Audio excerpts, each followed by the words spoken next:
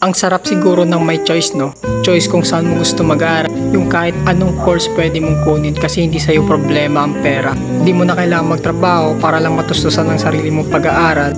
If nararanasan mo to, you are actually lucky. Oo, tamang narinig mo, swerte ka. Swerte ka to have these struggles kasi mabibuild mo yung sarili mo from scratch. Mararanasan mo lahat ng hirap at diskarte, lahat-lahat ng klase at iba't ibang failure. Yung hindi ka titigil kasi gustong-gusto mo maabot yung mga pangarap mo. Kumbaga sa buong angkan mo, ikaw ang pinakaswerte para magkaroon ng vision sa inyo na ikaw yung mag-aahon sa inyo sa kahirapan. Nakita ko lang to sa old friend ko sa status niya. It must be nice to have a choice. At isa din to sa iniisip ko dati, kaya napaisip din ako. But now, ngayon lang nag-make sense sa akin lahat ng iyon.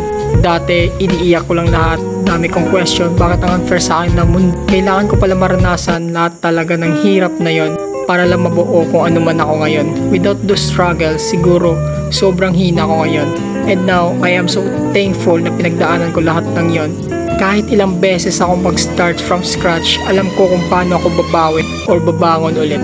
Hindi na ako takot mag-fail at alam ko na malayo pa ako sa gusto kong success pero nakikita ko na siya ngayon. So if nararanasan mo tong mga struggles, gusto ko lang ma-appreciate mo kung gaano ka kaswerte. Always remember, hard times create strong men. Strong men create good times. Good times create weak men. Weak men create hard times. And that's for today's wisdom, day 28 of our Project 50. Salamat. Peace.